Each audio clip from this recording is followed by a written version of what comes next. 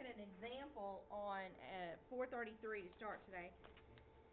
The number E.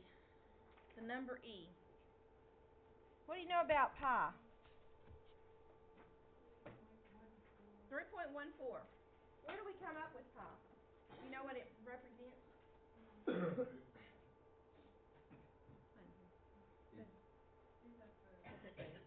the degree of the slice of pie.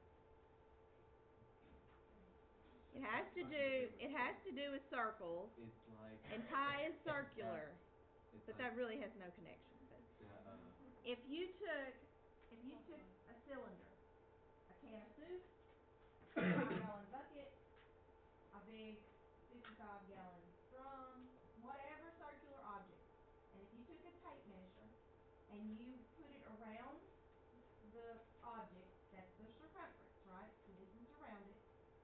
And if you measured right across the middle, the diameter, if you take the circumference and you divide it by the diameter, no matter what size cylinder you have, the ratio is always pi. That's where it came from. Okay? So we could have it would work on this. It would work on this if it were uniform and didn't go down and shoot down. It would work on can lights off, if I brought a 5-gallon bucket or a big old barrel in here. It works on all of those, okay? Well, there's another number that's like pi. It's something that's just universally used. It's not as popular. You learn about pi way down in elementary school. E is our other number that we're going to talk about today. The number E. If you look at the graph that we have here, it says at the right is part of the graph the function y equals 1 plus 1 over x to the x power. One of the graph's asymptotes is y equals e, where e is an irrational number approximately equal to 2.71828. So, whereas when I say pi, you say 3.14, when I say e, 2.71828, okay? Not going to come as easily to your mind because you haven't heard about it all your life, but that's its value all the time.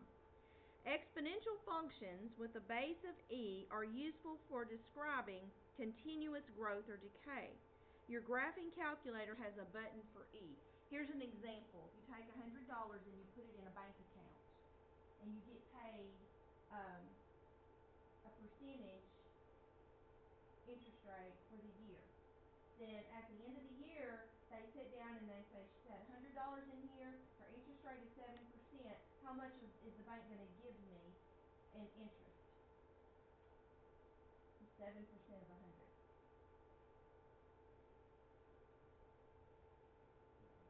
$7, right? That is calculated yearly. That's an example of when it's calculated yearly. Once a year we stop, we figure the interest, we put $7 extra in your account. Next year, when we stop, we're going to give you 7% of $107. You see how that works? Okay. That's yearly. That's not, we don't use E when we figure that up. When things are figured continuously, like if you put $100 in here today, tomorrow you're going to have $100 and a few cents. And the next day a little bit more, and we're gonna be continuously figuring your interest. Okay, your money's going to grow continuously. We're not going to wait a month and then stop figuring it up. We're not going to wait a year and stop figuring it up. It's going to happen continuously. So it's used in banking. It's used in finance. Okay. Now, do they ask you to do all sorts of things with the E? No, people in those industries have formulas. They probably even have calculators that they just put their years and their money in and it just tells them the interest. But that's where it's used most often. So it says here you can evaluate E to the second power. So everybody take their calculator. Let's practice using E. E is the division button blue function. So you press second and the division button and you get an E on your screen, and then you raise it to the second power And what do you get for E squared? 7.389. Okay. Well, you see here, they've graphed that for you. You could do that yourself. You could go in here and you could write E raised to the x power in your y equals. And you can graph.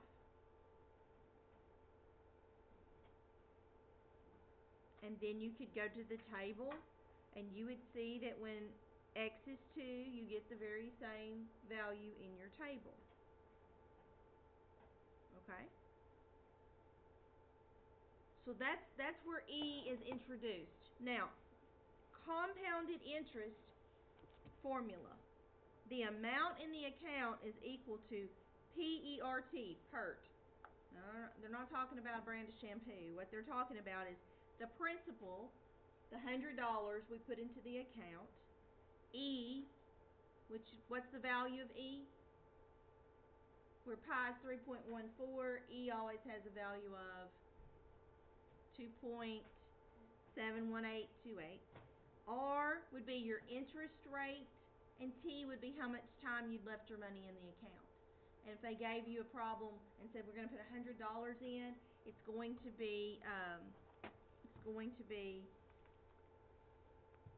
compounded continuously. So that's my principal, 100, and then I would put E raised to the power of, what interest rate were we talking about a while ago? 7. Do you just put the number 7? What do you put for interest rate? 0.07 times the time in years. How long are we going to leave our money in the bank? You want to leave it in for 1 year. Okay? How much money's in our account at the end of that year? $107.25. If it were not compounded continuously, if it were compounded once a year, you would only have $107. Okay? So by compounding your money continuously, you earned a quarter. Might not sound like much, but if you had more than $100, let's say you had $1 million, then it would be a little bit more money. Okay? So that's an example of where you're going to see the E used. Now, talking about E leads us over here to 8.6.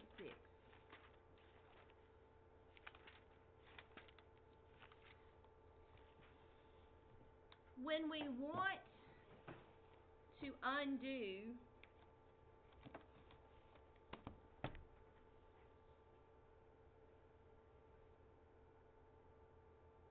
okay, look at that problem right there. Tell me what x is. 2. X is 2. If it wasn't a number like 49, then you'd have to do like what we did in class today, and you'd have to take the log of each side, because the log undoes exponential problem. You drag the x over here. You divide by log 7. And let's see what happens here. Log 49 divided by log 7 gives me what answer? 2. And you already knew that, okay? So logs undo exponential functions. Natural logs undo e's functions when e's raised to a power. So if y equals e to the x, the log base e of y equals x. Okay? Well, we don't write it like that. What we would write was natural log of y equals x. This and this mean the same. So even though we're calling it a natural log, we're writing the letters ln. That's backwards, isn't it? Natural log you would think would be NL, but instead it's ln. And what does ln replace? Replaces that right there. Okay? So it's the same stuff, it's just dealing with the E. When you see this, you know that we're in base E. Look at your calculator. Is there an LN button on your calculator? There's an LN button and there's an E button. So this is not going to be difficult. We just need to understand that we're in the same family. We're just dealing with E. We're going to have the ln in there. So they have 3 times the natural log of 6 minus the natural log of 8. And they want you to write that as a single logarithm. The same rules apply. The 3 can be moved over to the 6, the natural log of 6 to the 3, minus the natural log of 8. And then this can become a fraction. And let's see what that equals. What's 6 to the 3rd power? 216 divided by 8 is 27. So this is the natural log of 27. Okay? So there's nothing new other than you're writing ln instead of log. Any questions on those kind of problems? Think you got them? What button am I supposed to? We hadn't done anything with the calculator yet. Okay. Next, natural log of 3x plus 5 squared equals 4. Now, what base did I tell you we were using if we were using ln? Not 10 anymore, but e is my base. So we're going to drag that e over and let it pick up its exponent. E to the 4th equals 3x plus 5 squared. Take your calculator, figure out what e to the 4th is. So you're going to press second division symbol, raise it to the 4th power, and I get 54.60 equals 3x plus 5 squared. Now, how do you undo something that's squared? Take the square root. So what's the square root of 54.6?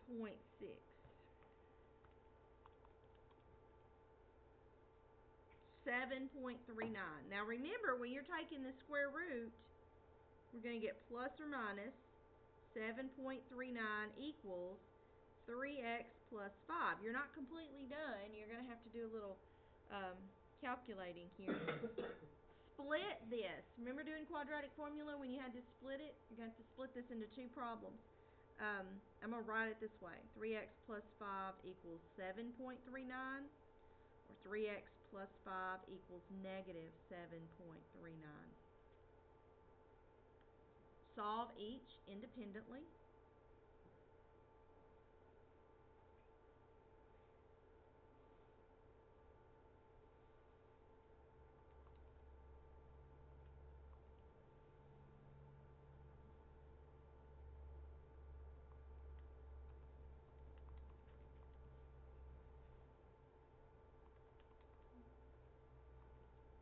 I've got x equals 0.80. Did y'all get that? Or 0.797? 0.80, whichever way they want you to round it. Do the next part.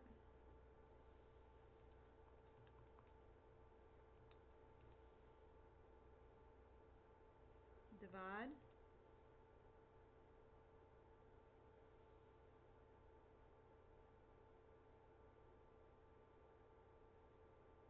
Now, test these and see if they'll work. Test these and see if they'll work. I'm going to put them in there for a... So, natural log of 3 times 0.797 plus 5 squared, does it really equal 4? Do this on your calculator. Natural log 3 times 0.797 plus 5 all squared. Did it equal 4? It's close. Yeah, you know we rounded to get 797, so that one's yes. Try the next one.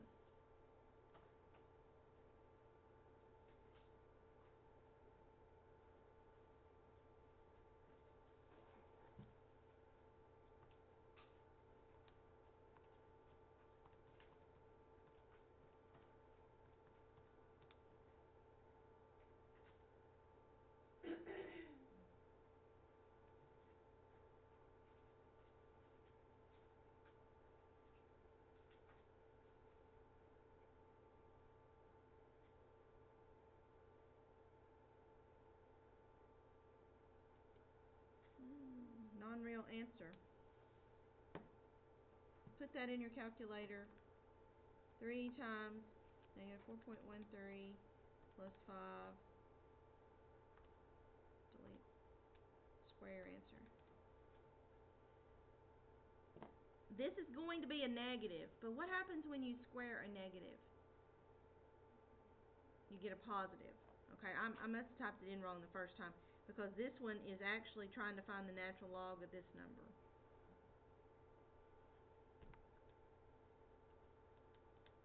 And is that 4? Yes. Okay. Can we do these?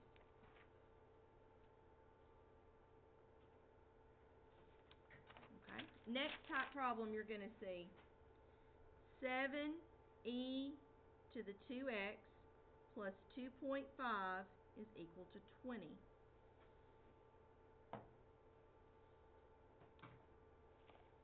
Move the 2.5. 7e to the 2x equals 17.5. Divide by 7. E to the 2x is equal to 2.5. Once you get it down to just e on that side, take the natural log of each side. By doing that, you can move the 2x over.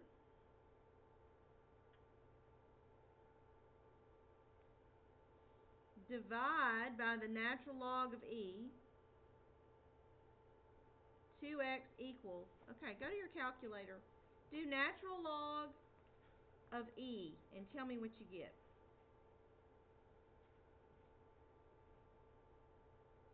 Everybody get 1? Natural log of e is 1. So when I do natural log of 2.5 divided by the natural log of e, what am I going to get? The natural log of 2.5, which is 0.916. Then you need to divide by 2.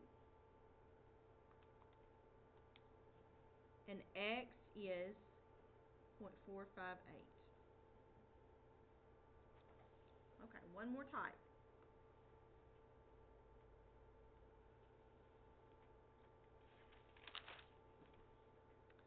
The formula A equals PE to the RT.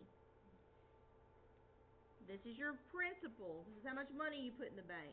This is your rate and this is your time. It says an initial investment of $100. So you put $100 in the bank. Is now valued at $149.18. That's the amount you have today.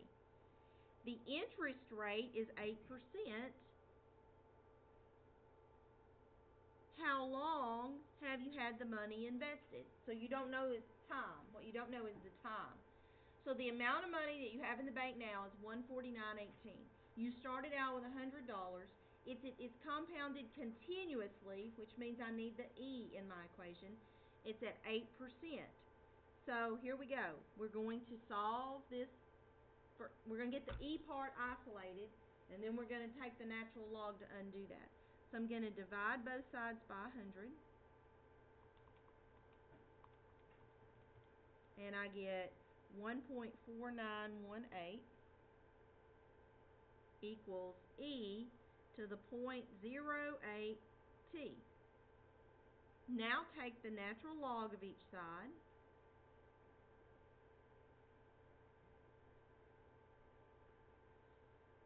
By doing that, I can take the exponent and move it over in front of the natural log.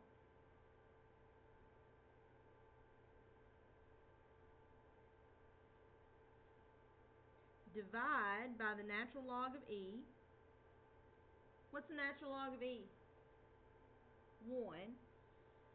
So natural log of 1.4918 divided by natural log of E gives me this number, 0.399934445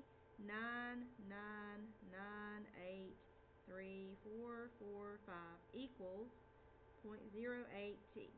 What's the next step? Divide by .08. And tell me how long I've had my money invested. What do you think? This is what my calculator says, so what do you think there? 5 years. It's an approximate instead of an exact, but for about 5 years. Can we do these problems? Yes? Okay. Homework today. Page 464.